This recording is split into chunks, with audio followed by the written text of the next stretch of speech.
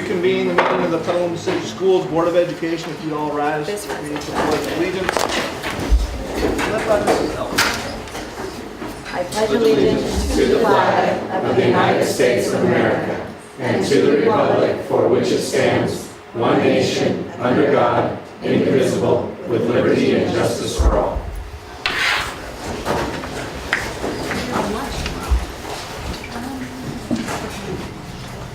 I'd like to apologize for us being about 5 minutes late. We had something in closed session that took just a little bit longer than we thought it would, but I think we got it ironed out. So let's move on to item E, the adoption and approval of the agenda. I haven't heard of any proposed changes. So I will accept a motion. Second. Discussion. All those in favor? Aye. Opposed? We're going to play it as it lies.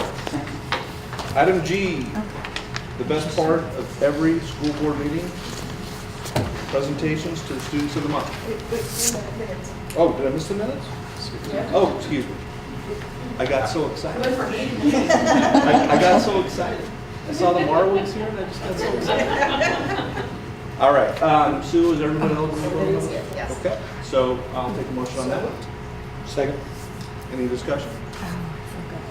Okay. All those in favor? Aye. Opposed? Minutes are as presented. Now, I get to be very excited. Well, hey, while we're talking about some logistics, which I'm going to start in just a minute, if anybody would like to speak in public comment, I'm going to need you to fill out a public comment card. They're in the back. And if you would do me a favor and make sure everybody hits the cell phones on vibrate or turn them off right now, that'd be a good thing too. Okay? All right, so now logistics. We've got 8 presentations to do. So we have the student representatives from the 4 secondary schools come up. I'll call you up. When you come up here, you'll see the plaque.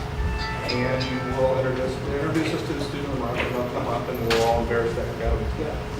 So the student of the month comes up here, they're going to stand right there, they're going to look right in the camera. It's going to be very, very uncomfortable for a long period of time. And we'll YouTube it later on. Okay?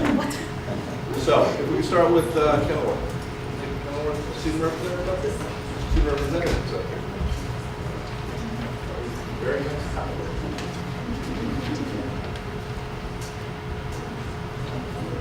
You can start with whichever one you like, so just introduce the student first one. Good evening, I'm Emma White, and I'm the ASB Secretary for Kenilworth. Kenilworth Junior High is pleased to introduce September Student of the Month, Hugo Mendoza Cisneros. Good. Let's get Hugo up there.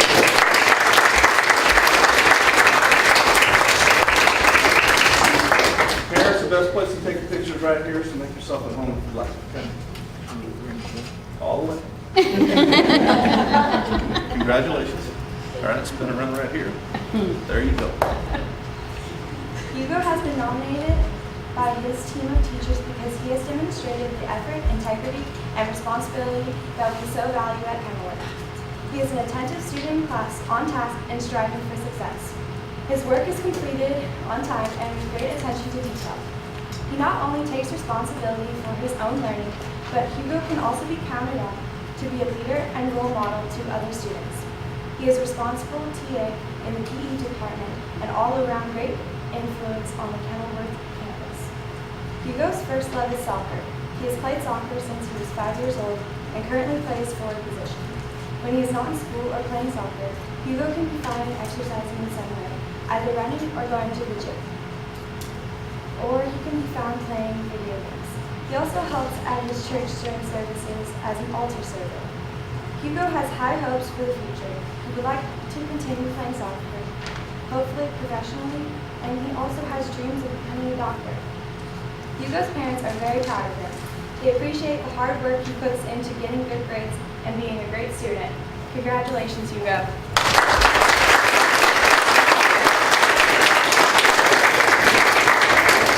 All right, Hugo, you're released. You can go back this way. And I just also want to, and the board would also like to acknowledge that Hugo's success comes from not only his hard work, but the hard work of his family, friends, neighbors, and community. So anybody that's here with Hugo tonight can stand for us, please.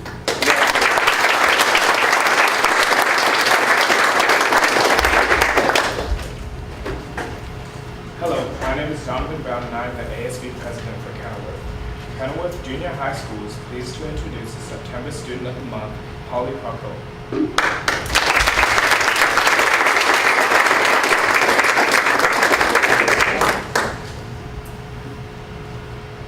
Congratulations. Holly has been nominated by her team of teachers because she brings the love of learning and devotion to academics that they hope to see in all students. She approaches her assignments with enthusiastic effort, engaging not just in learning but also in enjoying the journey. She is a respectful student, kind to her peers, and polite to her teachers. Further, she is able to work independently and accomplish tasks at the highest level with very little help from her teachers. She is self-motivated and possesses a level of maturity not often seen in junior high school students. Holly's first love is writing. She loves to write fictional stories and post them online at wattpad.com. Her favorite subject is English with Mrs. Bradley, and she is looking forward to writing a novel this year during NaNoWriMo, National Novel Writing Month, in November. When she is not at school, Holly can be found helping around her family's business, Thai cuisine restaurant in Petaluma. She also likes to hang out with friends, listen to music, and do creative writing. After high school, Holly hopes to travel and see Europe before attending college, where she will most likely study the language arts and possibly become a writer. Holly's parents are very proud of her. They recognize the amount of responsibilities she carries with ease and are proud of the hard work and dedication she so shows towards her studies. Congratulations, Holly.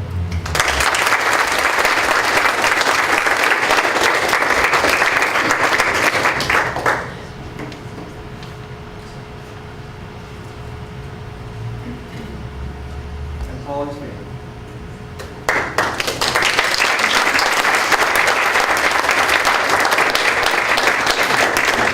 How about Petaluma Junior?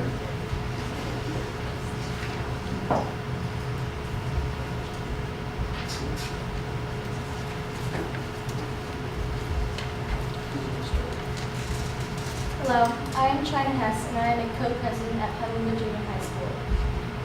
Petaluma Junior High has selected Rosanelli Alvarez Correa as the September Student of the Month.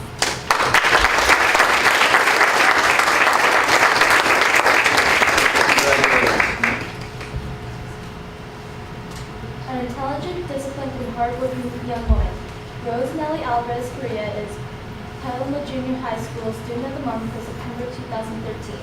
Her teachers agree that Rosanelli is a wonderful student, well-liked by her peers, who does outstanding work and always makes the extra effort. She sets high goals for herself and completes all assignments to perfection. Rosanelli's teachers hold her in high regard and note that she is reliable, highly motivated, kind, and cooperative. All Petaluma Junior High School character traits, and she quietly sets by her example a high bar for achievement in the classroom. She is a delightful young person who radiates positive energy and makes teaching a pleasure. Rosanelli has had tremendous success this past year at PJHS. She has earned Gold Renaissance Awards and membership on the Principal's Honor Roll for maintaining a 4.0 GPA. Rosanelli is challenging herself this year in the 8th grade by taking an accelerated program of Advanced English and Algebra 1. In addition, she plays the clarinet in the PJHS Honor Band. Rosanelli has particular fond memories of performing with the PJHS band at a San Francisco Giants game last spring. Rosanelli is also proud of having started a program in the 6th grade at Cinnabar Elementary School called Cool the Earth. The whole school participated in this program that focused on caring for the planet and promoted the idea that we should recycle, reuse, and reduce. Outside of school, Rosanelli's passions include reading and practicing the clarinet. Her goals for the future include plans to maintain her 4.0 GPA this year and throughout high school and pursue a college education. Rosanelli's parents shared the following about their daughter. Rosanelli is a hard-working student. She has always dedicated her time to her schoolwork and constantly improves herself. She never gives up and doesn't settle for anything below excellence. We are very proud of her and know this is one of many accomplishments to come. Congratulations, Rosanelli.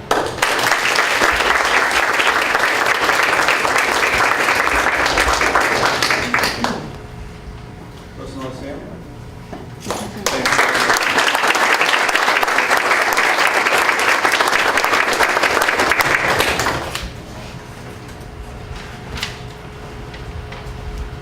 Hi, Hi, my name is Kayla Pearson. I'm 7th grade co-president of Petaluma Junior High. Petaluma Junior High School selects Brendan O'Neill as the September Student of the Month.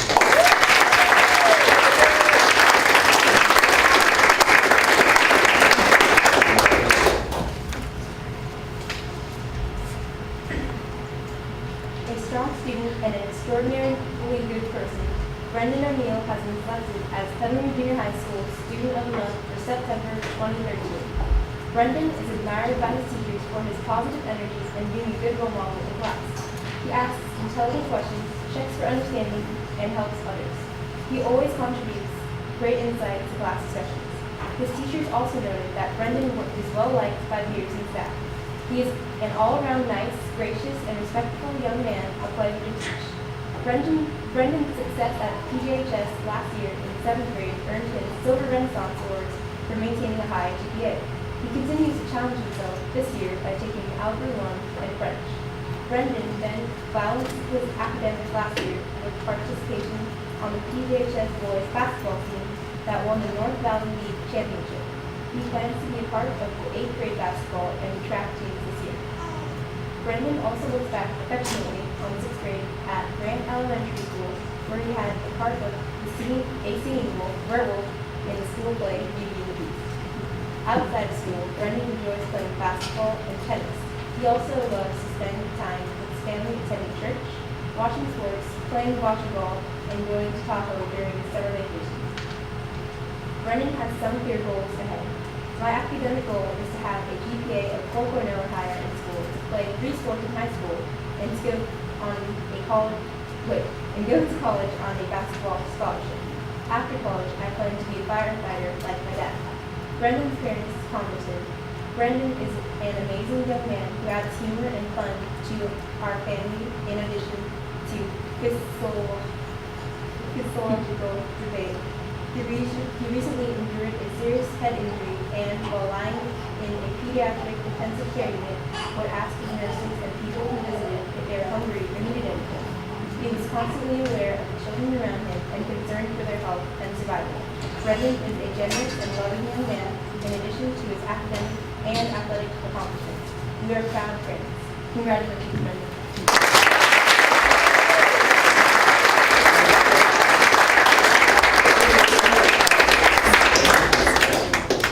Dennis, Leslie, and family.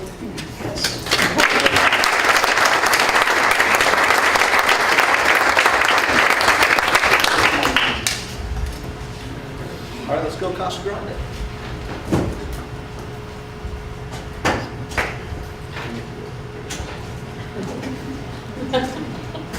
Everything's spelled out.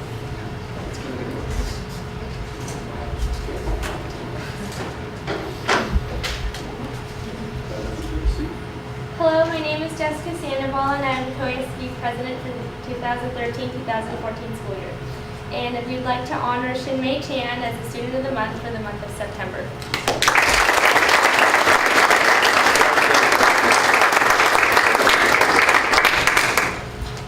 Shinmei Chan is a music enthusiast, art lover, active community member, and spirited student.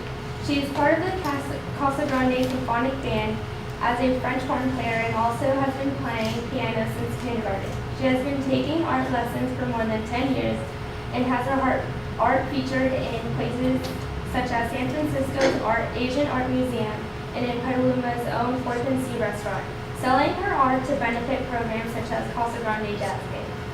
In addition, Shinmei is captain of the Casa Grande Academic Decathlon team, the president of the Casa Grande Band Council, president of Honor Society, president of Casa Grande Science Club, and president/founder of Casa Grande's National Organization for Women.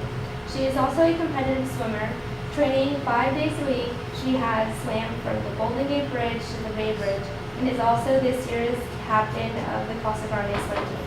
In her spare time, she volunteers at Petaluma Valley Hospital, tutors students as a part of Casa Grande's peer mentoring program, and spends her time with her sister, Yin Mei. This summer, she had an internship in Sonoma State University Computer Science Department, working with Oak Ridge National Laboratory, and now hopes to pursue a career in computer science or mathematics.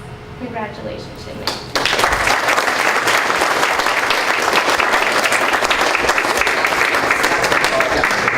Shinmei's family.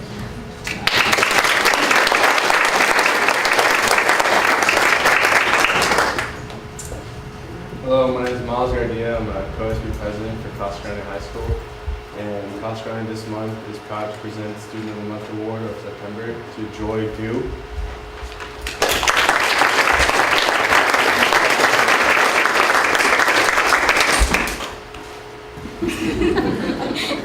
Joy is the daughter of Hong Gao and Zoe J. Gu and has a sister who is currently studying in St. Louis, Missouri. Casa Grande High School is actually Joy's third high school.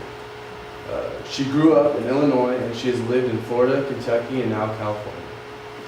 Throughout high school, Joy has received several subject awards in several classes, including AP Calculus, AB, AP Language and Composition, and Physics. She is also recognized as an AP Scholar with distinction.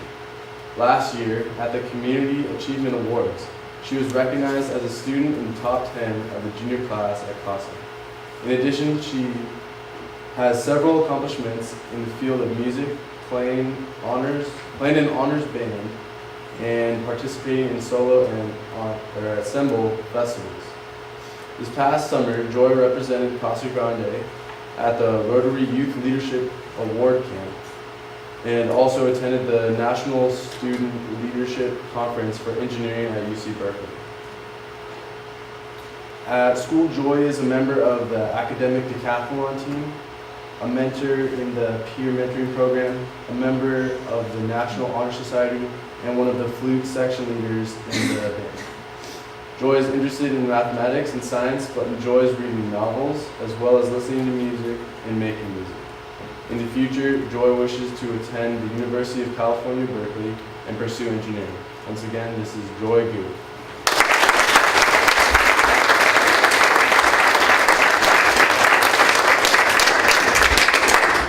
Joy's family.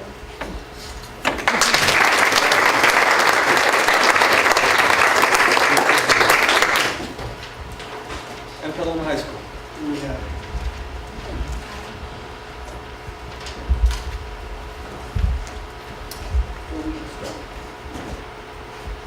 Hello, my name is Cara Grant. I am the ASB president for Petaluma High School. I am here to present Brandon Rigetti Marwig as Petaluma High School Student of the Month for the month of September.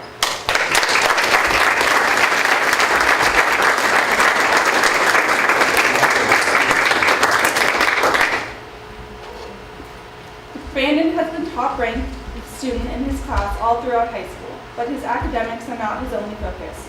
He is also a devoted athlete. Never taking a season off as a Trojan, Brandon is a member of the football, basketball, and baseball teams at PHS. Outside of school, he enjoys swimming, biking, and spending time with friends. He would like to thank his parents, Mike and Tina, for always providing love and support along the way, knowing that without them, he would not be where he is today. As far as matters after high school are concerned, Brandon recently toured many top universities, but is undecided where he wants to apply or what he wants to study. He is uncertain of what the future holds in store, but he hopes that with the great starts he's received here in Petaluma, his life will be a bright and happy one. Congratulations, Brandon.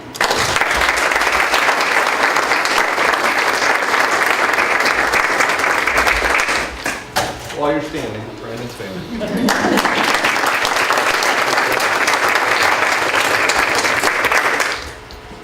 Hello, my name is Sophia Gonzalez, and I am the Commissioner of Social Affairs at Petaluma High School. I am presenting Nancy De La Torre as Student of the Month for Petaluma High School.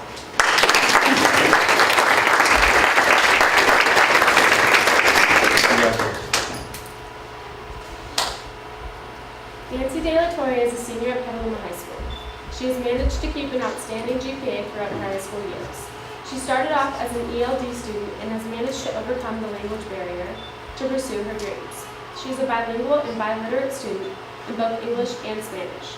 Whenever possible, Nancy likes to give back to her community by volunteering with her church to pass out food to families in need. She likes to maintain her culture by cooking traditional Mexican food. She is also a member of the CSF Club. Her academic maturity as well as her citizenship skills have helped her to obtain her academic achievements. Congratulations, Nancy.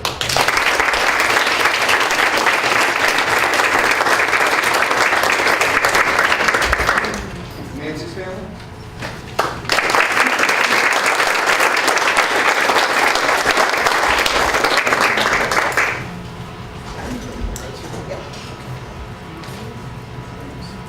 Wasn't that fun? It's really the best part of these meetings, by far. It's amazing when we start hearing some of the things that our students are doing, what they're doing. I mean, it's just pretty incredible. And I want you to know that students that are here, you really provide a tremendous uplift to teachers, staff, administrators, and even the school board, because for us to hear your successes means that something's going right. And something with 8 children tonight is going very right. And we appreciate that very much. You should be very proud of yourselves, your role models, and please don't forget that. I also want to share with you that it takes a couple of months, but you'll be up on the Wall of Fame up here on the side. With it comes a key to the room, of course. And you can come in anytime you want, pull down the screen, you can watch whatever movie, just turn the popcorn machine off when you're done, okay? You guys should be really proud. I mean, when you think about it, and somebody here, Brandon, help me with the air math, but there's 8 of you out of 7,500 students. That's a pretty good percentage. So you should be very, very proud of yourselves. Thank you for that. We appreciate it.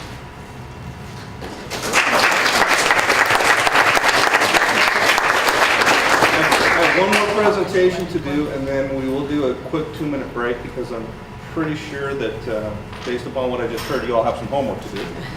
And I would like to ask Ron Everett to come up and kick this one off for me, please. Good evening. How are you tonight?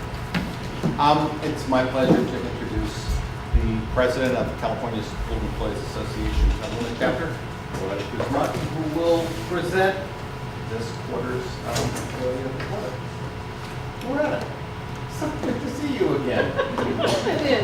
Thank you. Good evening, Ron, Superintendent Bowman, and Board of Trustees. It is my privilege to serve as the president of our classified unit here in Petaluma. For anyone who may not know who we are the bus drivers, cafeteria workers, the secretaries, the grounds workers, the maintenance staff, the custodians, instructional assistants, campus supervisors, just to name a few. This is my favorite thing to do. I would like to introduce CSEA's first member of the quarter for the 2013-2014 school year, Janet Kelly from Cherry Valley.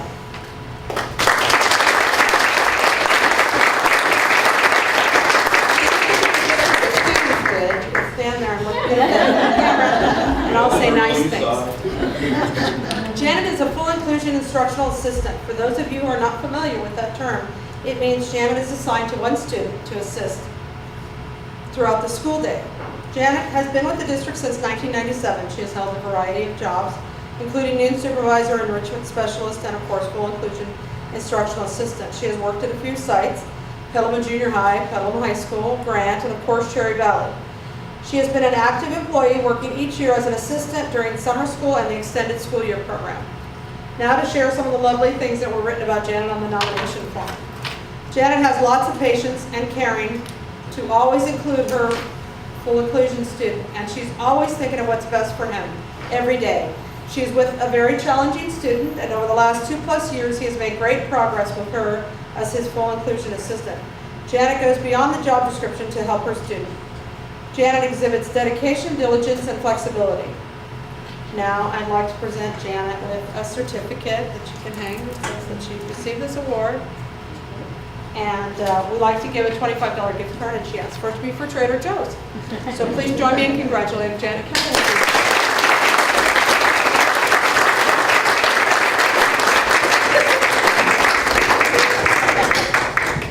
Thank you very much. Parents and students, a lot of times our interaction with, our interaction with the school really revolves around the teachers that you talk to about your child's progress and what's going on. And sometimes we forget, and that's why we like to make sure that we acknowledge, at least on a quarterly basis, that this is a team, and that the team works when everybody's playing together and playing well, and the classified staff, which Loretta helped me out, or Steve helped me out, it's a, what, 300-400? Over 300. Over 300 members. Somewhere between 300 and 400 folks to keep this thing running and keep it running very well. So thank you very much. We appreciate it. Okay, we're gonna take a quick break. We'd love to have you stay. Please stay. But if you have to go, I'm okay with it. All right, if we can move back on, thank you. We can move back on to under G, which I skipped to previously. Item number 3, presentation of board goals. Good evening, everybody.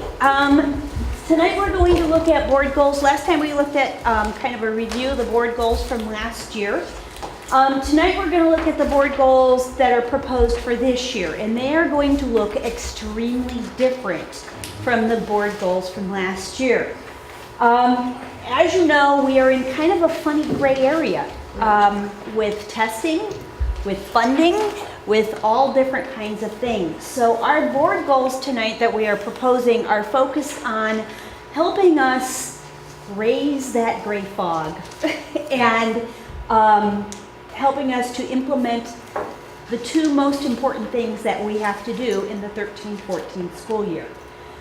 The first one is the implementation, the full implementation of Common Core state standards. We've been talking about this for a long time now.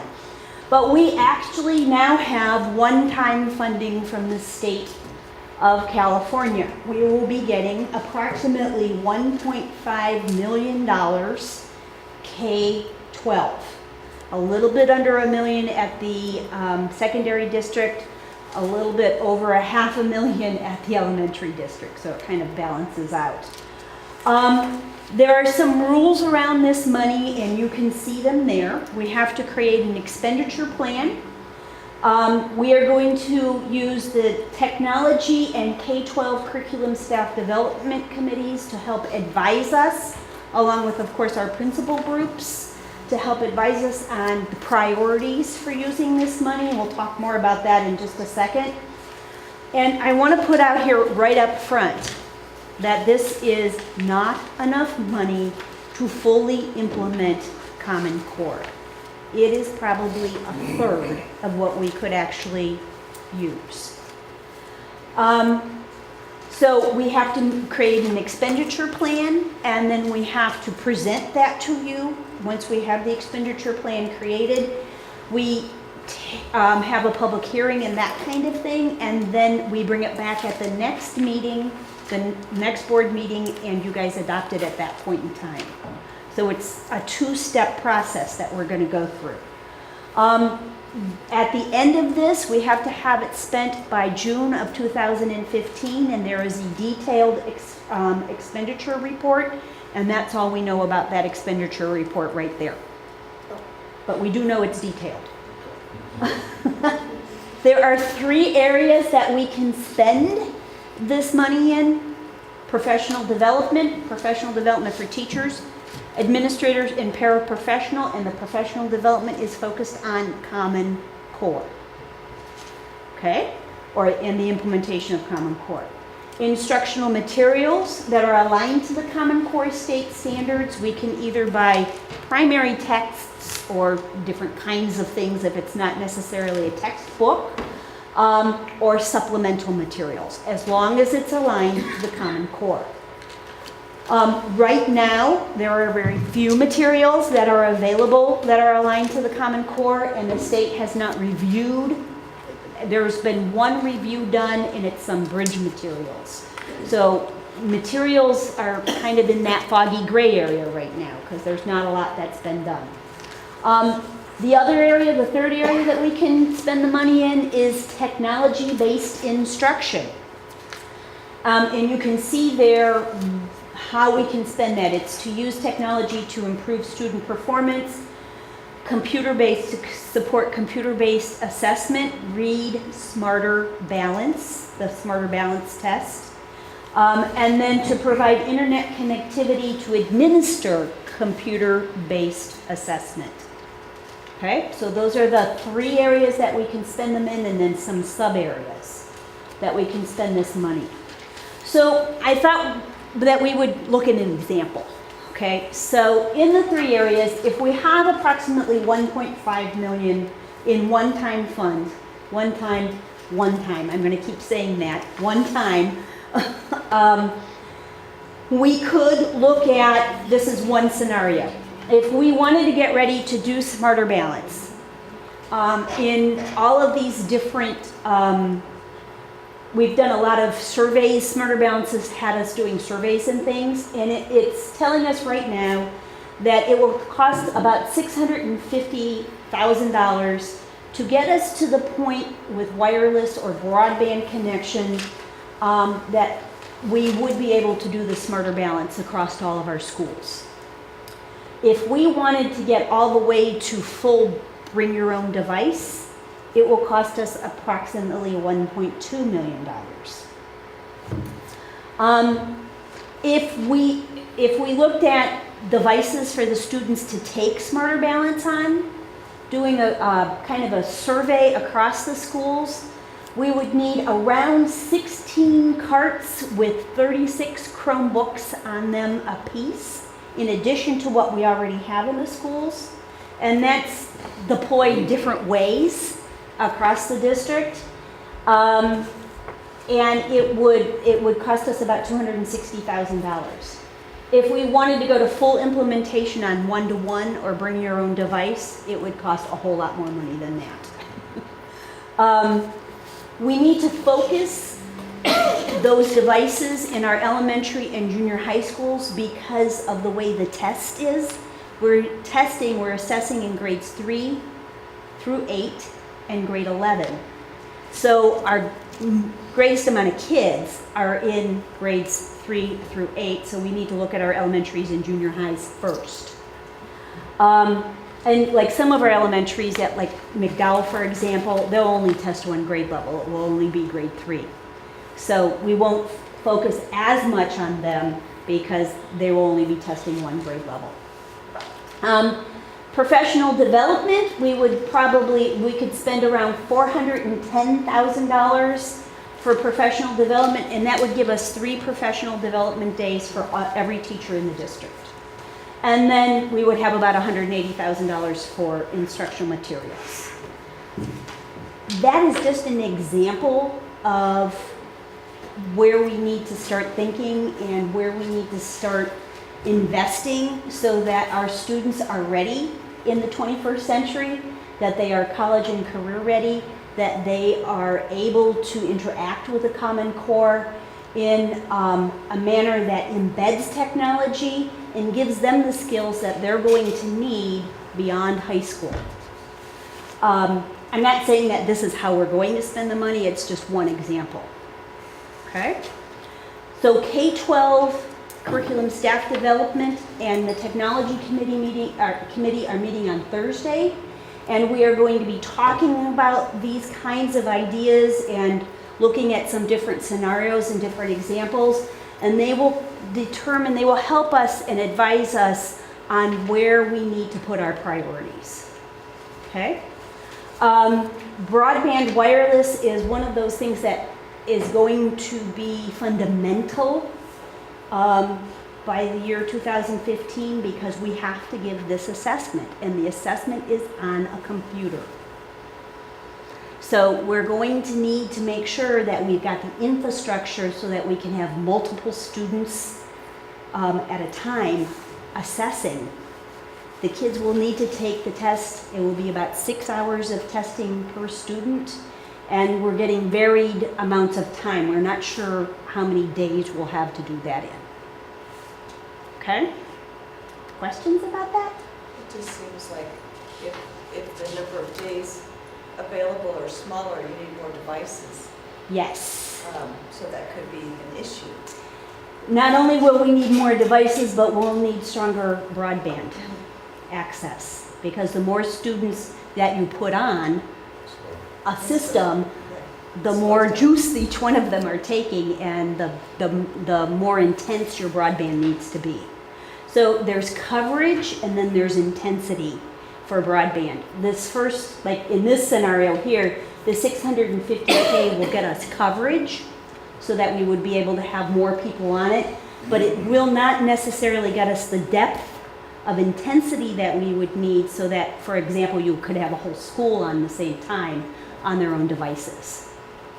So if you think about when you go to like Starbucks and everybody's sitting there with their devices going, that's both coverage and depth, because you don't get thrown off. If you just go for coverage, you may have gone some other places and you're there, but you'll get knocked off the network if other people get on. That's an example of where it's not deep enough. Okay? Yeah. Phoebe. What's the timeline for the expenditure plan? We have to have it all expended by June of 2015. So we've got this year and next year. But when do you have to come up with the plan? You're going to adopt it. That's a really good question.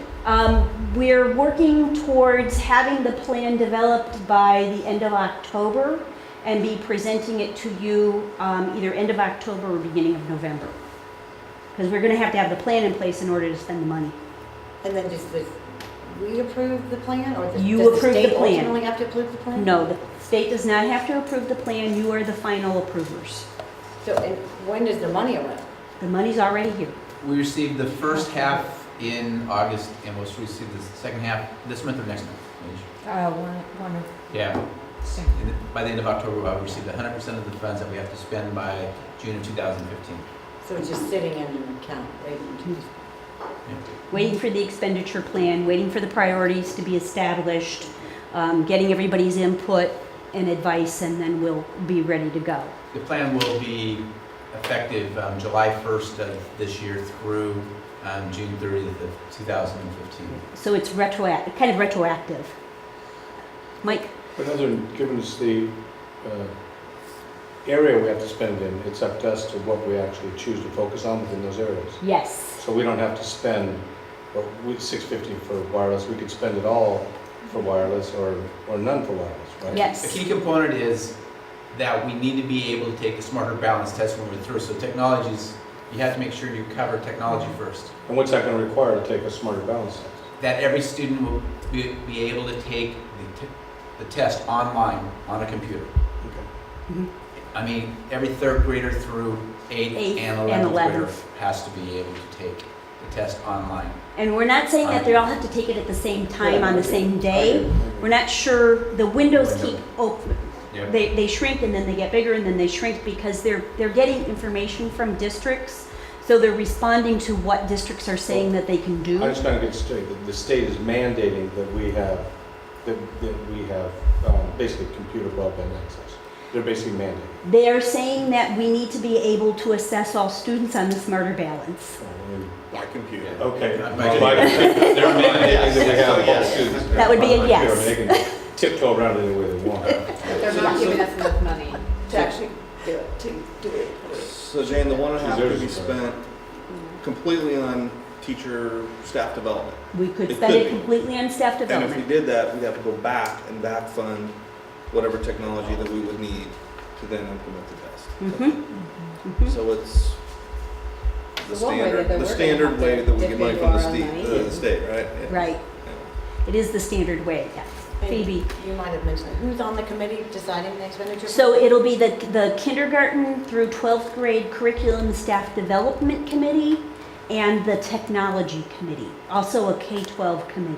Two established committees working together, since there's technology and curriculum involved in the plan. And that's be an advisory plan, recommended budget back to the board. Mhm. Does that involve teachers, parents? Teachers and parent, mainly teachers. And yeah, that's a good point. We don't have any parent input yet. So we will need to think about that. And I will tell you how we'll do that in just a minute. And so that's goal area number 1. And then goal area number 2, we have parent recommended. We have lots of parent participation in this goal area, and we will use the parent participation in this goal area to advise on the Common Core money also. Okay? So goal area number 2 is the implementation of the local control funding formula and the local control and accountability plan. So Mitch talks to you a lot about the local control funding formula. This is about the plan, because we have to have a plan for this also. So we have 2 plans to write in the next little bit here. This one has to be adopted by July 1, 2014, and then it has to be updated every 3 years. You can see the areas that they are asking us to address, and I'm going to show you these 8 state priority areas in just a minute. They have to be district-wide goals. We have to address numerically significant subgroups in those goals. And you can see that the numerically significant subgroup has changed. 30 students in a subgroup make a numerically significant. It used to be 100, right? Used to be 100. Okay? Or in the foster youth subgroup, it's 15. Out of 7,400 kids, 30 students in a subgroup Makes it per significant. district. So a one-room schoolhouse out in, give me one, what's Lincoln. Lincoln. Dunham. Dunham. Dunham, that would comprise 50% of their population, but for us it comprises 1/2 of 1%. And if you're in LA Unified, it's the same numbers. Everybody's Yeah. Except for when you get back into the subgroups included in local Yeah, well, I'll control, show you that in it's a second. reduced list. Yes. What's It's not. 15 in foster youth? That's a new subgroup? That is a new subgroup. Remember the local control funding formula when you're getting the supplemental funds as mid-shared last time? It's low socioeconomic, it's English language learners, and it's foster youth. Mhm. So those are that's how we're receiving the funding, the supplemental funding. Right. Okay. The Getting supplemental down to funds. one You on better get a bigger Excel spreadsheet. Yeah, no, getting down to one individual subgroups. Okay, so we have to use the state board adopted template, but it's not developed yet, so we don't know what that looks like. Do we have any idea when? January, right? January. We have to do annual updates. You can see all this, and then the specific actions in this plan have to be aligned to the budget. Of the money that's The given template is- associated with those categories? So this plan has to be adopted in June before the board adopts the budget. And we don't get the template till January. No, actually, the guidelines will be developed in January. The template won't be available until March. Yeah, that's true. Oh, Yeah. great. That's the word. I have a more, Whoops. I think, just a procedural question. So we adopt these plans, and then we're supposed to get commensurate funding. Then what latitude and what effort will it be to revise our plan? We have no idea. So There's a good answer. here's, watch that. Let's see, maybe we might be able to answer that a little bit, okay? All right. So here are, remember all the categorical programs? These are all of them, okay? The retained programs are between those two kind of blue stripes there. And we don't have all of those programs, but we do have things like QIA, Quality Education Improvement Act. We have that. We have special ed. We do not have American Indian Education, I don't have my glasses on, Centers and Early Childhood Education Program. We don't have one of those. So those programs stay outside of the local control funding formula. The ones between those two blue stripes. Yes, that we have. Everything else that is underneath there is now lumped into the local control funding formula. Okay? And it will allegedly be the equivalent of what we had for the revenue limit and the categories. Actually, the tier 3 programs are pretty much in the eliminated Okay. programs bucket, and that's around, I don't know, $4.7 million. So if you look like gifted and talented And education, even some tier 1 programs like economic impact aid is incorporated Right there. in. Yeah, so it's In there as probably well. closer to $5 million overall. Okay. So the eliminated programs, we're not getting any money from any of those. Right. it's all going It's all in back, our, it's all in the local control. yep. Yeah. Either The we're requirement to do supplemental it or isn't in going away. the. It's just all being lumped into it. Right. Right. Okay? Start this tomorrow. So here are the subgroups. So if we have 30 or more students in one of these groups, then they become significant for us. What does that when you tell us that they become significant for us? What does that mean? We just have to We have match to them, track right? them. That we will be Sure. accountable we will be accountable to the state for their achievement, Yeah. But I okay? mean, Which that's we what I'm would be saying. anyway. You just have to measure it and Yeah, We report have it. to track them and identify and But report. could you go back to that just for 1 second? sure. So if students self-identify with 2 or more races, and we have 30 who self-identify, They will become That will significant, be a significant subgroup for us. Yes. because we do have 30 students right now that have 2 or more races identified. but they don't have to be the same 2 or more races, No. Nope. just 30 of them. Yep. Yes. Yes. Okay. So here are the 8 state priority areas. And you can see their student achievement, school climate, basic services, which is like human resources, okay? Implementation of Common Core state standards, course access, parental involvement, student engagement, and then other outcomes. Next slide gives you a little more details about that.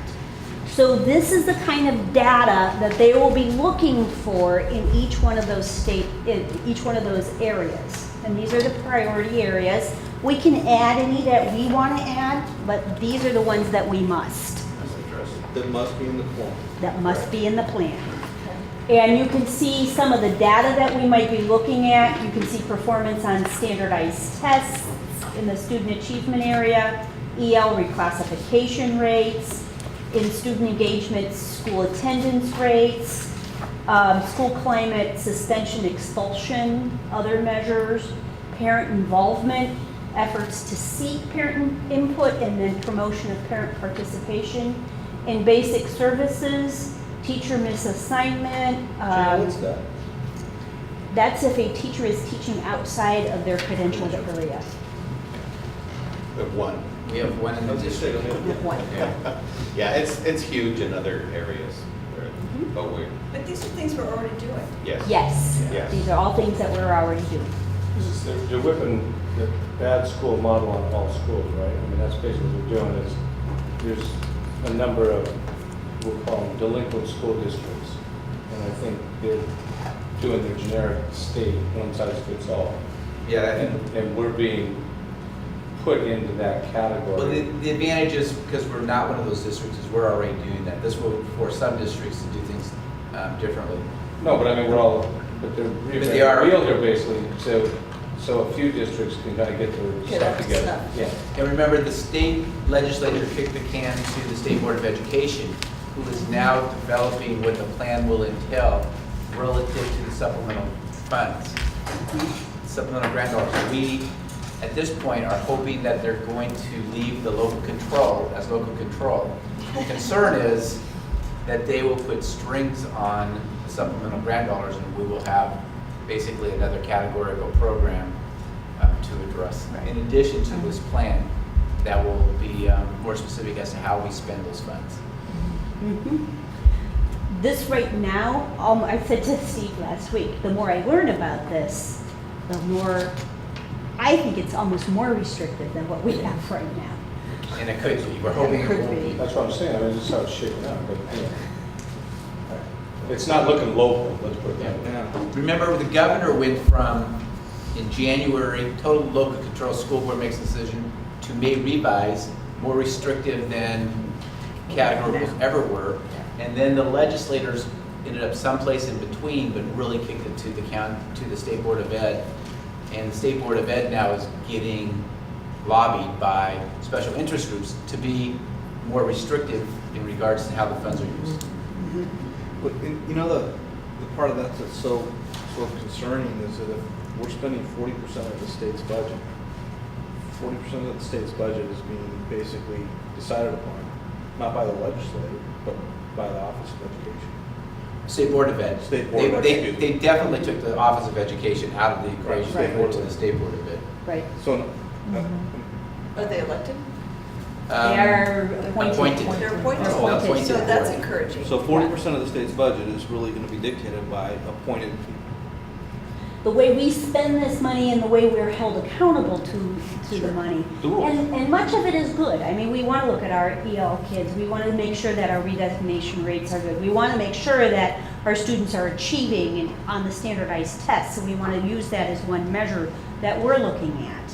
So a lot of it is not so very different. We already spend a lot of time looking at attendance rates and expulsion and suspension and that kind of thing. Some districts don't.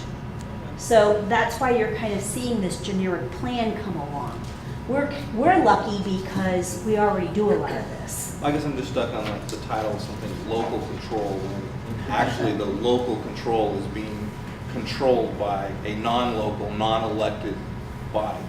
Yep. And it's really the supplemental funds. But the issue that Mitch shared with you before is, the concern is how large that pot is. And if we don't have flexibility in how we spend those dollars, we may end up with insufficient funds to operate the whole program. And have lots of dollars for specific subgroups. And this is what's really important, to get this message communicated to every single staff member in this district, so people understand what all of this means. And to Whether there's money, there's not money, where the money's supposed to go, where it can go, can't go, Right. how fast we have to make decisions, and how much input is reasonable for us to take, who's giving the input. And who's It's also giving the complicated. And also from second to the last slide. community at large, if they think that there's this new funding New money. formula where we have actual control over it and we don't, we need to let the community at large know what the reality is. And I mean, there is some more control. I mean, I think there really is more control in it to a point. On You some mean things. more local latitude? You're in more local latitude. That is a better, yeah. Well, I haven't seen it yet. But we're not Yeah, going to actually get the I'll money all until ears. June. We'll have to wait and see, really. Right, we We don't really, know. Yeah. we won't even know how much money we're getting in the current year until June of 2014, which is absurd. And we won't have even a clue about how much local control we will have until January, when the state board issues guidelines about how we have to spend this. And what this then, plan looks like. not March, we'll until get a March, template. right, To when, finish the plan. yeah, finish the plan to bring to you in We're, of course, mid-June. we're gonna start with the plan much earlier than that because we can't wait for them. If we're gonna get Right. input. It still smells like the old categoricals, and to Steve's point, if that's how it goes down, you're gonna end up with money here that our district really doesn't have a place to spend it, but over here we had a super extraordinary need for that money and we can't bridge it. There's no way to get it from here, so it sits in this. We're hoping that's not the case, but that's. Well, no, that's, I can see that's how it's shaping up, if you have Worst to case. allocate certain amounts Yeah, for that's the certain concern. situations. When's the next time we're gonna know more about this concrete? I mean, I know we're waiting on spreadsheets and. Not till Board- January. Well, January. yeah. January The will be state the board next. meets in November, so there should be Yeah, some discussion. there'll be some information coming out in November, but But nothing official till June. It's like it's always correct, changing. not So the two guidelines. leaves till in January. November and something official in June. Yep. So this is the process that we have to go through. There's consult with, employees, parents, and students. We develop the plan. We solicit written comments on the proposed plan from the public. We present the plan to the parent advisory committees, and I'll say DLT because you'll hear that in just a little bit. That would include ELAC, DLAC. We solicit recommendations and comments from the public in a hearing, and then we respond in writing to any comments from the parent advisory committees, and then we adopt the plan. 3-year plan. Every year does it get modified? It can be It can be modified yearly. Only yearly? What about semi-annually? I think we could modify it whenever we You want, could, yeah, okay. yeah, if we wanted to. But you'd have to go through all those steps to do that. Yeah, well, that's interesting. They're only saying, so far, we're only hearing this as the first time it's adopted. We don't know the rules as we proceed on. Okay? The County Office of Ed will have review of the local accountability plan, the control and accountability plans, and you can see this is kind of the back and forth that will happen. We'll submit it to them, they'll comment, we'll get it back, we'll fix the comments, we'll give it back to them, And if we don't meet, eventually, if we don't meet requirements, then, or if we do meet requirements, the plan is approved by October 8th of 2014. Oh, okay. So we're running this plan. About 2 weeks, I was like, wow.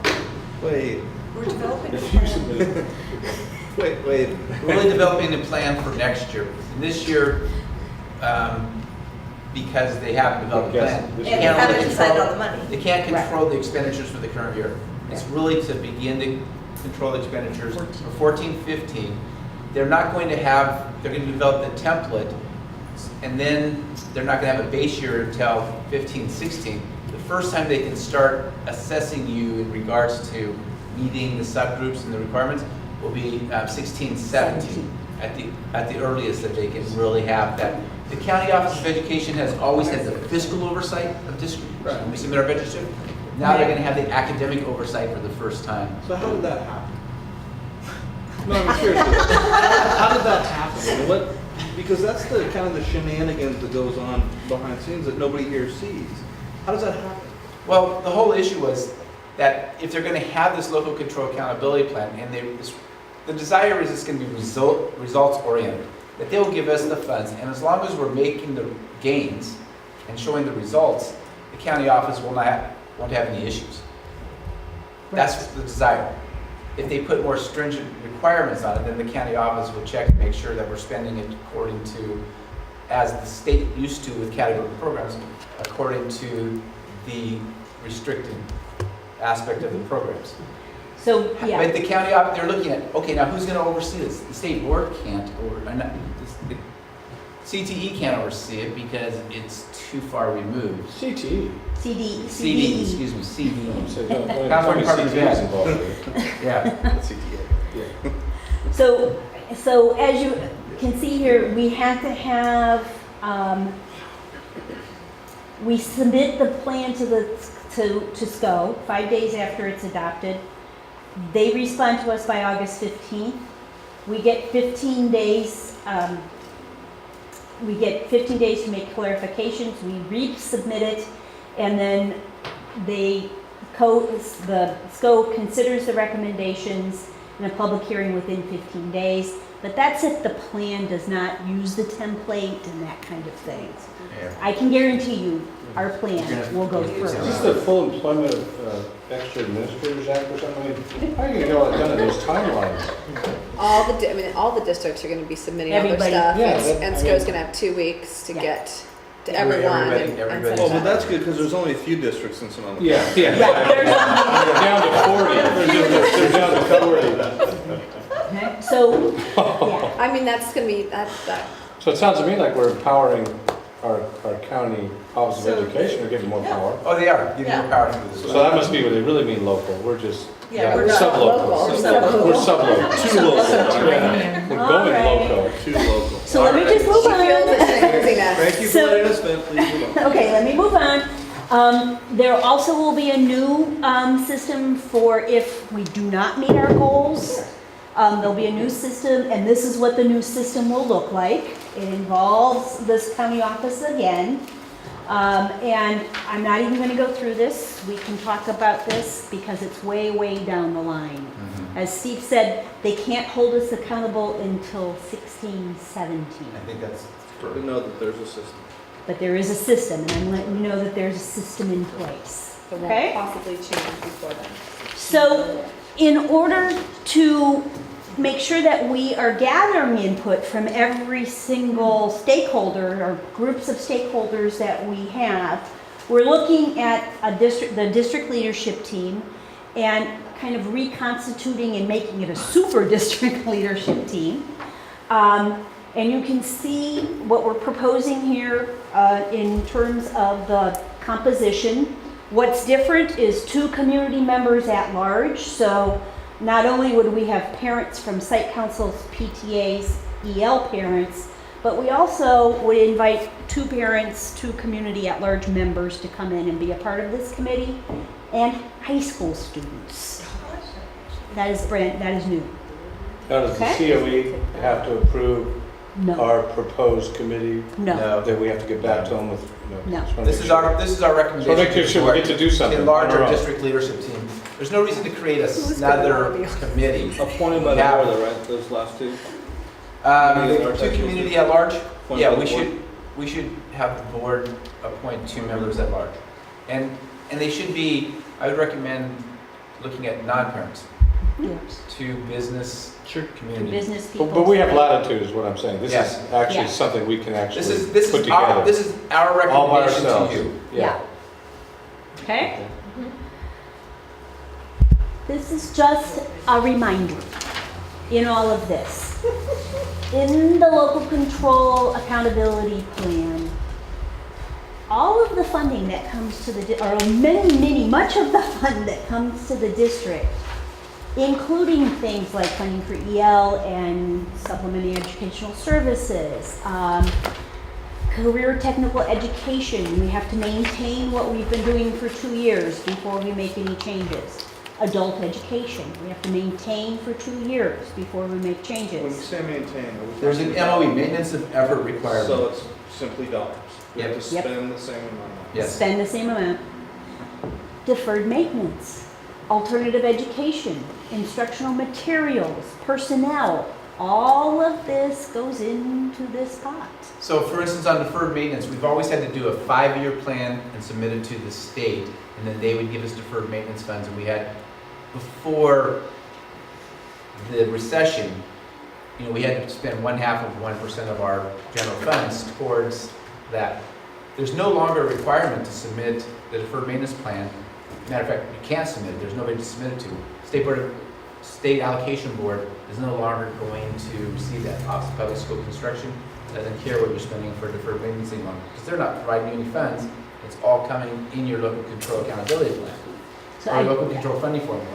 So I just wanted to make sure that you guys, that we kind of got this out on the table, that this is not just instructional money. This is most of the money that comes to the district. To do everything that we do. Wow. And you know it's not going to be more than we've been getting.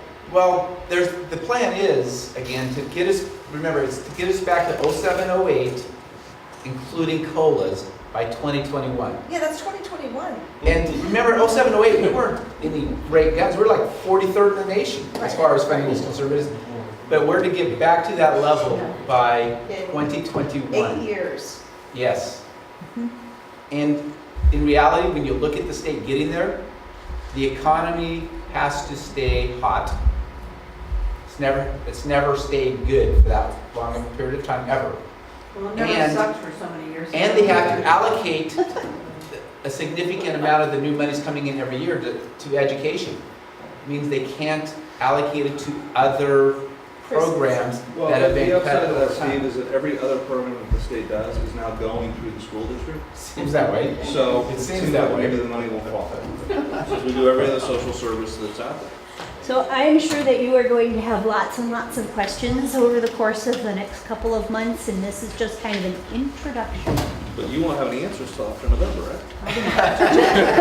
So we'll hold the questions. We have the Not gonna be answers. much fun being you. Yeah. No, I know, but that's okay. So the first meeting of the district leadership team is October 1st, but obviously it's not going to be the fully comprised group yet. It's No, the so formal- we're going to do a little transition here. So we've had the district leadership team in place all last year, and they did some outstanding work around parent engagement. So we're going to use the October 1st meeting to kind of put a cap on that and to talk about this whole new super district leadership team and get their input on all of that. And then really the first meeting of the new super district leadership team will be in November. So we'll have to appoint 2 people, community at large, and a board member to be on that. So we'll bring Per an your item up. recommendation before that. We'll bring an item to the first meeting in October for board to provide input, and then we can ask the people that you would like us to. If you, And ask for the board member, I and the board member right now, board rep right now has been Mary. Mary's been on the To the deal. district leadership team. I'd be happy to keep doing it, so, yeah, I've enjoyed that process. They really, the district leadership team really got some legs last year and was really making some great progress. It's kind of sad that this is, Well, we'll continue But on. this is important. Yeah. two goals. As you can see, the two goals are huge in regards to Common Core and the local control accountability plan. So you did not It's see, going to take all of our you time. didn't see anything about student achievement there because we don't know what tests we're giving. A lot of the other the goals that we've had over the past couple of years, we're going to kind of suspend for a year until all of this calms down and we can really focus on getting these up and running. Yeah, like educating kids, there's another Yeah, that's concept. right. I would like, some of the things that we've done that have been touched on in our prior goals are keeping track of the graduation rates and all those things, and those are still extraordinarily important. Actually, if you look at one of the elements, there is the element in regards to dropout and graduation Okay. rates. So you'll see, we'll I try agree to with hit as many of those, on that data page, we'll try to hit as many of those for you as we can. Okay. Okay?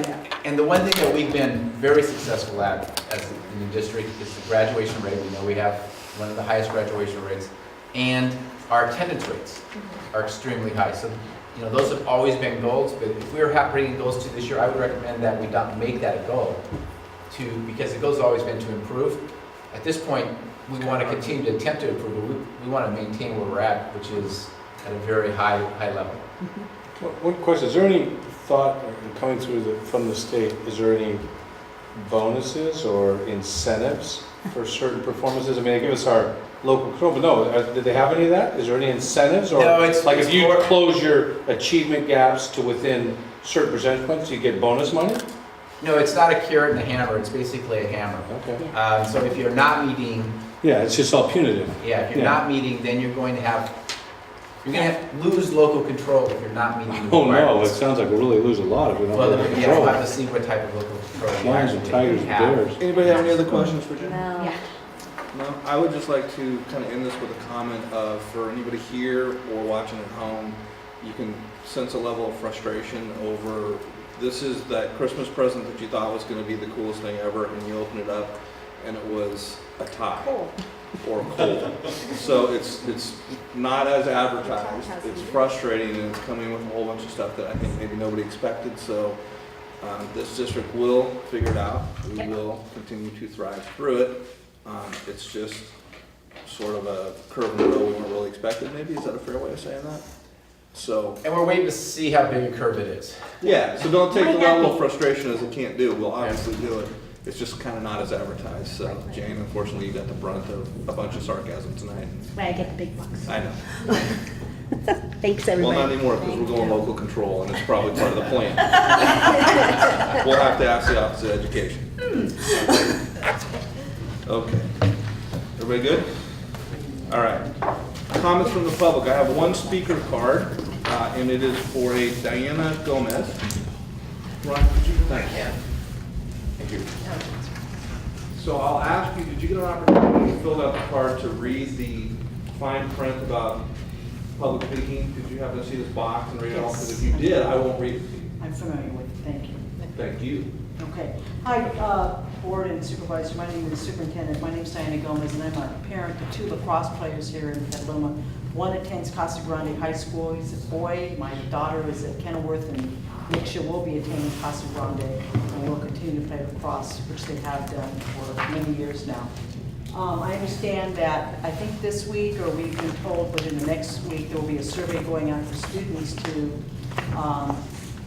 gauge the interest of the students at various high schools as to which sports they would like to have offered at the high school. So I just wanted to come on behalf of a group of lacrosse parents and the lacrosse league to say thank you for doing that. We hope that the results of that survey will be positive for us. And if they are not, they're not. But we are hopeful and pretty confident that it will be. And hopefully we will see lacrosse added as a CIF sport finally in Petaluma. And just none of you may not realize this, but both Petaluma High School and Casa Grande High School have been state champions in the club lacrosse arena for a number of years. La Casa won last year, Petaluma went to state the year before, and Casa won the state tournament the 2 prior years. It's a wonderful achievement, except for when we're the parents who drive our kids 3 to 4 hours to play another school that is just a club team at the high school level. It gets discouraging. We like to see lacrosse progress. It's a wonderful sport. It brings a lot of camaraderie to the kids and to the school. You know, when the football team makes it to the state championships, the whole town comes out. When the baseball Little League makes it to the world championship, you get parades, and our high school lacrosse players are doing the same at the club level. So we'd like to see them progress. I know all of you, I looked at your backgrounds, have kids or were involved, in sports in Petaluma for a number of years, and you know the importance of sports. And when we saw these young people that got their awards for Students of the Month, I mean, almost to a person, they play sports because sports is such a huge and significant part of their academic achievement. It promotes a healthy lifestyle, it motivates them, and the addition of a sport in which a vast number of kids can participate can do nothing but be a win-win for the school, the board, and our community. So again, thank you. We're hopeful that the survey will go out soon and that we'll get the results and it will be positive for us. Appreciate your time. Thank you. I don't have any other cards, so I'm going to assume I don't have any more comments, and I'll close public comment. Moving on to item I, report of activities and correspondence of school board members. I have a list, which I will read. Petaluma High School open house. Retirement dinner for Carolyn Tennyson, which was very enjoyable. And Sue, thank you so very much for all your work on that. Appreciate that. Wake up breakfast with the Boys and Girls Club. Steve, was that? You made it to the wake up. I went. You did? Oh. It was great. Was it? Incredible. What, was that the one with Mark Jackson. Oh, very good, okay. It was wonderful. All that. Yeah. Amy G. Mark Jackson, yeah. Yeah, it was Oh, very great. good. Well, thank you for We had a nice turnout. site visit to Petaluma Junior High School and Crossroads, varsity soccer games at Petaluma High School, and the wake up breakfast Petaluma Chamber of Commerce. Okay. Anything else to add to that? Oh yeah. We're meeting with the County Board of Education. Really? Yeah. Oh, okay. Very good. Not that it was his video. Well, I think we're going to, based upon what I just heard. We love more of those. I think we're going to have to start going to all of the events up there now. All the invitations, somebody's going to have to start a little pool of who's going to which event up there. Yep. All right. Let's move to item J, the agenda, approval of the consent agenda. I'll take a motion. So moved. Second.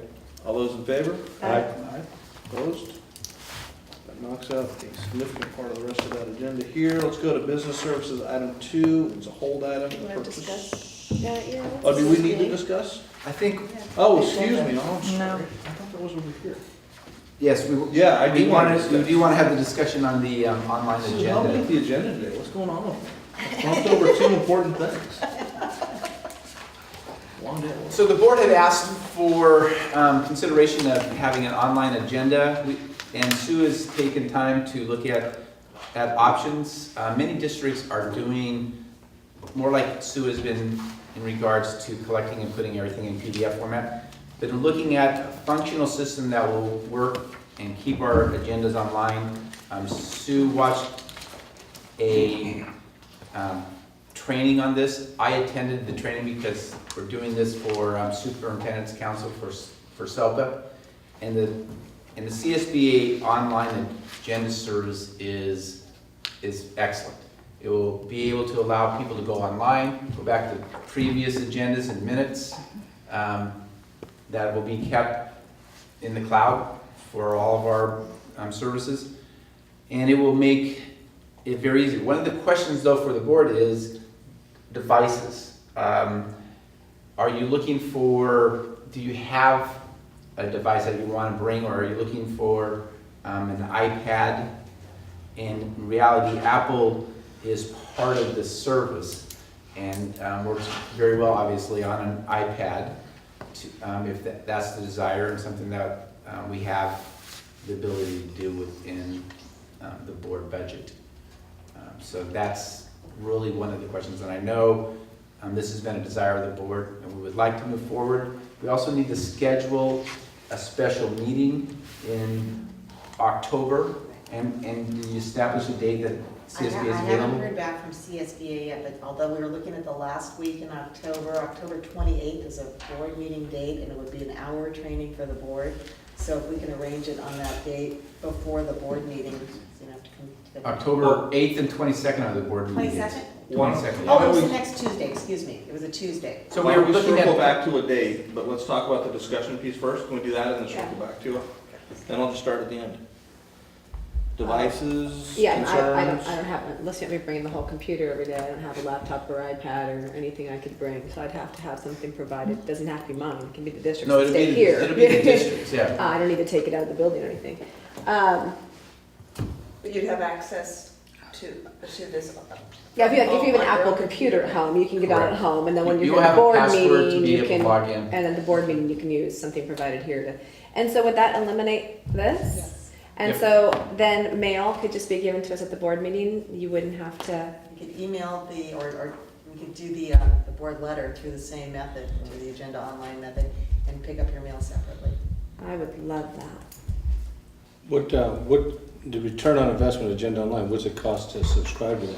It's $3,000 in the first year. How much? That includes setup, and then $2,000. 2,500. 2,500. Is it 3,500 and 2,500? No, 3,000. 3,000 and 2,500. Okay. So 3,000 set up and then 2,500 annually after that? Correct. So 3,000 includes the first year and What do setup.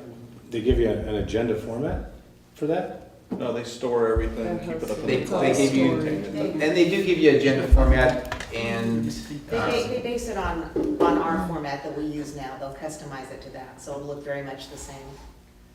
Is it gonna cost us extra, like when they put in all their presentation stuff? And, I mean, to Sherry's point about eliminating paper, is that still gonna be a component we have to deal with where we get the big budget packet or some of the other voluminous documents we get? That's what I'm hoping to illuminate. They will be in here. They'll be part of They'll it. be on the online, so you give it to them and they'll put it in? No, Sue will be putting everything in. So when Midge comes up with the unaudited midterm interim, What you saw at the last meeting? sure, Yeah. whatever we want to call That'll it. just be an So that electronic can, even though you may get it done literally Monday afternoon for a Tuesday night meeting, and we don't get a chance to see it possibly, sometimes that happens based upon Well, workload and things. that won't happen in the But, future. I mean, an example of stuff that we get late where, because that's one of the concerns that we've had as a board, it was, well, I don't really even have a chance to look at this and it's like this thick and we're going through it. So that would fix that. Yes. On Monday afternoon, you could upload it, we'd probably get an email or something that said, hey, by the Well, way, this has been. Don't we have to, doesn't it still have to be delivered on Friday? You still have But you still 72-hour have to- requirements, so it'd be out on Yeah. Friday It evening. wouldn't be Monday. What about the PowerPoints that you do? They would be in there. No, the PowerPoints No, I- themselves would be presented at Yeah. a meeting, so just say a presentation as it does now. Yeah. And then Why we- can't we have that? What do we spend right Can't we now? have that though? What do we spend Because right now? sometimes they're, I mean. Not Approximately, really, not on the really. paper Not and Well, the- if No. you look Get at, an Plus, after? they- would you I don't listen have- to me? what they If- project that we Well, if we spend, could get it after, we then I spend wouldn't have to take it. several home thousand to dollars the on the paper cabinet side of it. What's That's that? fine. Like after. Their Yeah, projection that's is that we will save money by virtue of, Well, that's their projection, I'm asking you I guys think about a rough Actually, I idea of read the this, cost. and it said that they did a survey of the participants, and based on the feedback provided, it came up to be like $460 a meeting that was saved. I'm asking Steve. Yeah, I think Is they're- that somewhere near close? yeah, and I think they're pretty close when you look at the wear and tear on the copy machine, plus all the paper that we're sending out right now. I think the numbers look reasonable. I mean, what do we have, 20 meetings a year? Yeah. So all we have to do is save $150. Yeah, that's what I'm saying, that's what I'm trying to do. Yeah, no, I think it's, the return is very good. In regards to computers for the meetings, we actually have Chromebooks here, and we could, that we could provide to you. You know, that won't be a problem at all, and then they'll be all set up, you know, we have Wi-Fi capabilities. What does the county office use? They use Gamut online? Nope, they're using this online, Yeah. CSB online. And what, That's connected with your That's CSB, and you have access to Gamut right there. and what do iPads cost? If we had to The get- board policies, and the board policies are gonna be right there for you too. So you just pull stuff up as well. Yeah, and what's the iPad cost? Well, Depends. for buying iPads, they're about $560 a A little less than that A now. piece. The new ones are coming I've out, got so. Two. But you said I'll we should share use one. Chromebooks. I don't have any. Chromebooks would be fine too. I mean, all you need is access to the cloud. Yeah. So I mean, when I was, You could come in here with a laptop, right? Yeah. You could do it with a laptop, you could do it with an iPad, you could do it with a Chromebook, you could do it on your iPhone too. for Soup Council under Really SELPA, If you- we're all bringing our own devices, but we have devices here, so that's not an issue. I mean, you can review it at home on your desktop, and when you come here, we basically will have in the room A couple of. Chromebooks. Well, we have 30 of them available right now.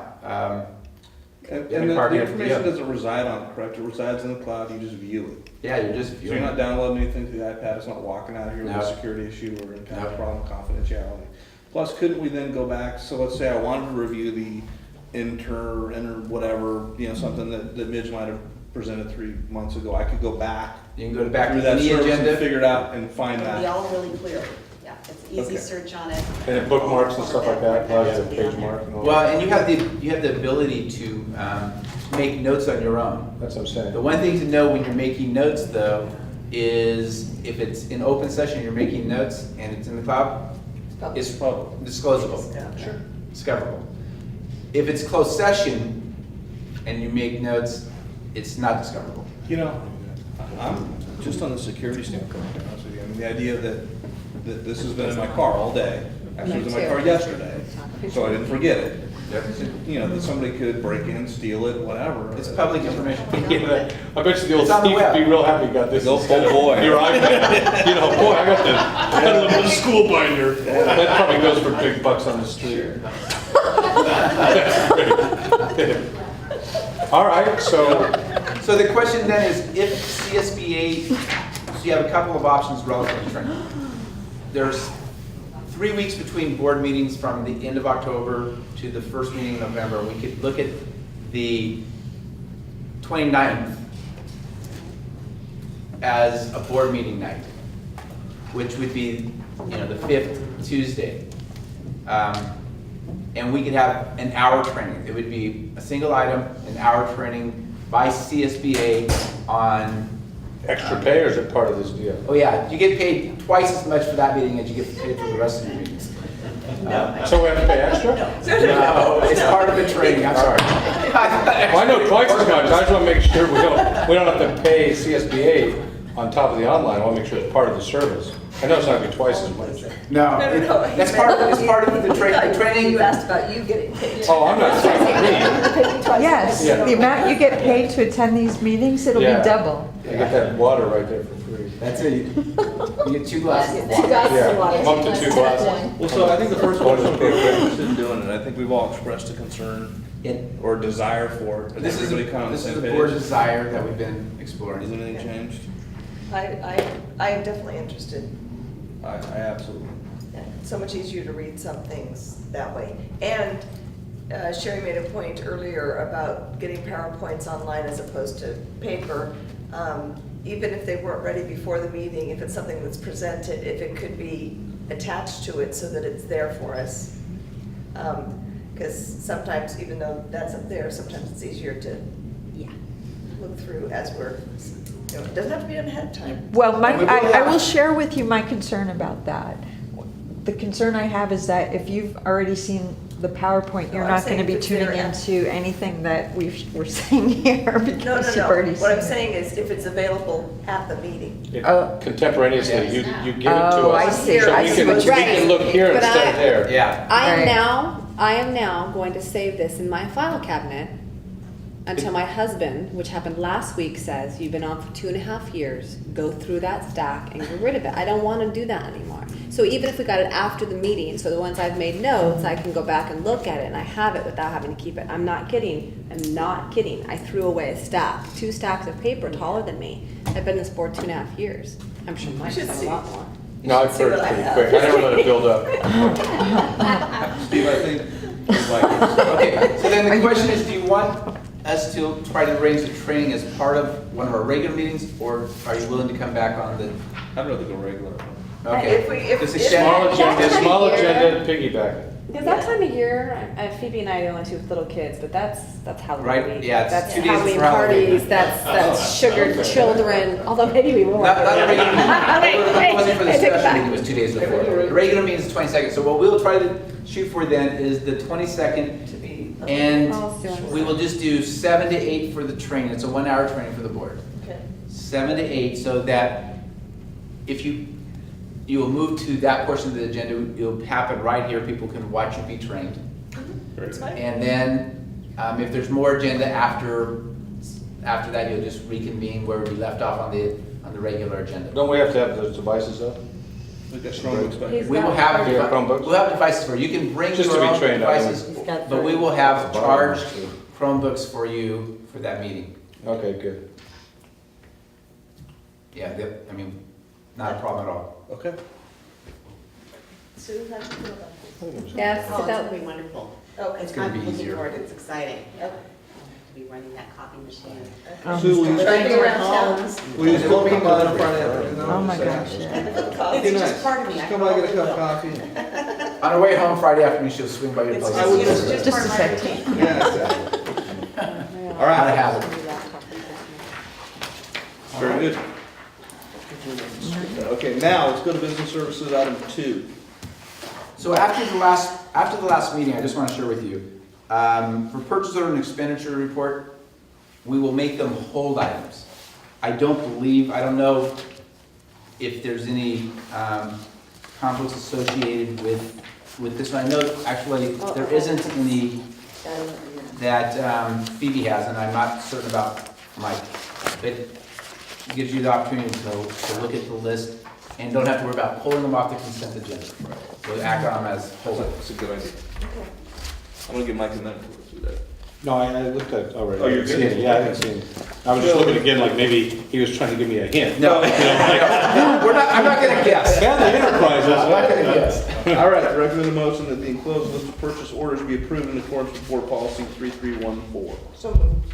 Second. Discussion? All those in favor? Aye. Opposed? Thank you. Thanks, Steve, that was a good idea. Moving to item number 3, recommend a motion the board ratify the enclosed list of expenditures. So moved. Second. Discussion? All those in favor? Aye. Steve, was there anything on the self-insurers report? The report's in there for your review. Just to state that there's an outstanding liability for workers' compensation in the county under RESIG at over $17.6 million, but they have sufficient funds What? to. So there's a lawsuit out there, or lawsuits that? No, workers' compensation, remember, on workers' compensation, if somebody was injured 20 years ago, they could still have future medical as part of workers' compensation, and that we have sufficient funds to pay for that, including the incurred but not reported aspect of workers' compensation as well. Okay. Moving on to item 5, is there anything on the 10-day? Well, the enrollment is up just a little bit from what we had projected at the adopted budget, probably around 25 ADA, barring any, large flu epidemic or anything like that. We should hopefully see a little bit more money than what we projected Good. based on ADA. How did it play out in the elementary? Elementary's schools? down, secondary's up, which is, But how did it play out with the last minute reshuffle? Did we have classes that we had to combine or move, or, we, the drama of we didn't have enough kids in one class? Right. And we did not have to eliminate any classes or add any teachers in elementary. We had a few subs that started, but we filled those with permanent. There was no contraction of classes. At secondary, we added some sections at the schools. Good. The couple schools where they didn't come in with 100% what we expected, they didn't take all the staff that we had allocated.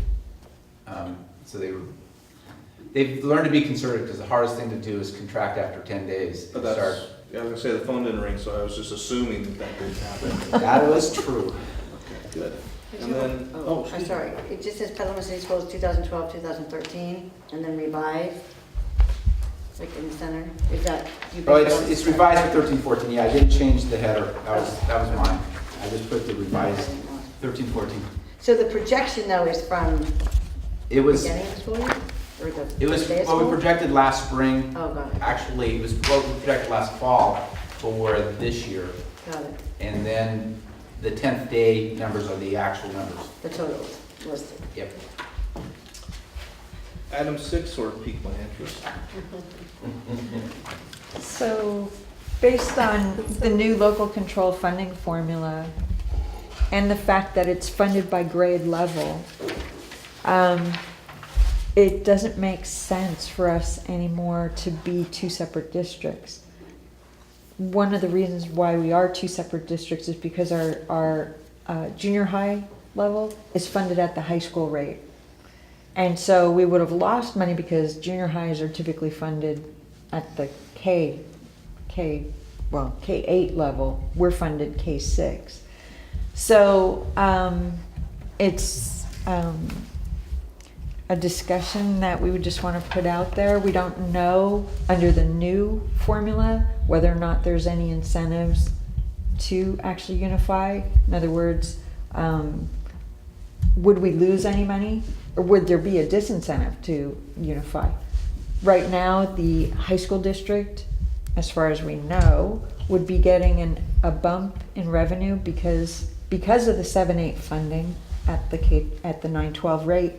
We wouldn't really be getting any new revenue under this new funding formula. So if we unified, would we lose that bump? We're hoping that we wouldn't, but anyway, we just wanted to throw that out But there. since we're not gonna really find out till June what we're gonna actually get, it would, I mean, I'm Be certainly. precipitous to do anything, no, you don't want to do Right, yeah. we don't need to do anything. You don't wanna do anything Yeah, hasty. We just wanted to Yeah. put this out there As for a possibility. consideration Right. because there's, in the past, we would have never gotten full COLAs for our 7th grade because we would have gone from low-funded elementary and high school districts to high-funded unified districts. Now under this, the only thing that we're getting is the economic recovery dollars because of our 7th and 8th grade population. And we would have to find out from the state if we would continue to get those dollars, as Mitch said, if we unify. But we would suspect that they would just put all the dollars that we're currently getting for our K-12 population into our new amount, and our cap and our entitlement would remain the same, the combined entitlement. Right now, as a district, we do everything twice. Right. As you know, we have an elementary budget, we have a secondary budget, we have a combined budget. We would now just have one unified budget. We're not talking about unification with the outlying districts. Right. Say that again. We're not Looking We're at not the talking, camera. Looking we're not at the talking camera, about say that again. unification with the outlying districts. Under the old unification model, this would be what was called a Thompson unification, which means the elementary and the high school boundaries are not contiguous. Right. We would still have the same elementary budget boundary and the same high school district boundary. So isn't it a fair statement to say that we have stayed as two separate districts because even though it costs us theoretically internally on an administrative basis more to do that with some reporting requirements and paperwork and such, we get more money to do it that way? We so had do a it fiscal that way. incentive to maintain. So the benefit outweighed the cost, so we did it that way. And now Correct. you're saying the benefit may not outweigh the cost anymore. And so I guess my question would be, if in fact that was the case, and to Mary's very correct point, we're not gonna know for a while. Right. What's the procedure? Does it have to go to a vote of the public? How does that work? I think we'd have to go through a unification process the same as was laid out previously, because Petaluma Elementary School District and Petaluma Joint Union High School District would cease to exist. And you would have a Petaluma Unified School District now you currently operate as two separate boards every time you meet. You would operate as a unified board. Could be issues with the parcel taxes maybe? Parcel taxes, I think, would be one of the issues. We would have to go back out for a parcel tax. So that would be, because again, the parcel Well, you taxes. gotta pay for an election, so you gotta start looking at those. We'd have to verify that, but the expectation is that. Well, can you ask somebody at the state level for clarification on that? Yeah, we have looked into that issue, and that was, remember when we were talking about having Old Adobe join us in creating a new Right, district right. for that. That was only going to be into our elementary district, but we would lose the parcel tax under that as well. So that is something that we would have to look at. Right now, the parcel tax requirements remains at 2/3. Every year there's legislation proposed to take it down to 55%. That hasn't been approved by the state. So that's kind of out there. It's out there. Something We just about- wanted to bring it to your attention for consideration. And we'll continue to work with School Services of California and the state to see if there's any incentives as well for unification. Right. And there has been in the past incentives for unification. But there's Right now, big under the local distance. control funding formula, there's none identified. But we would theoretically have to go out for a vote of the public to unify?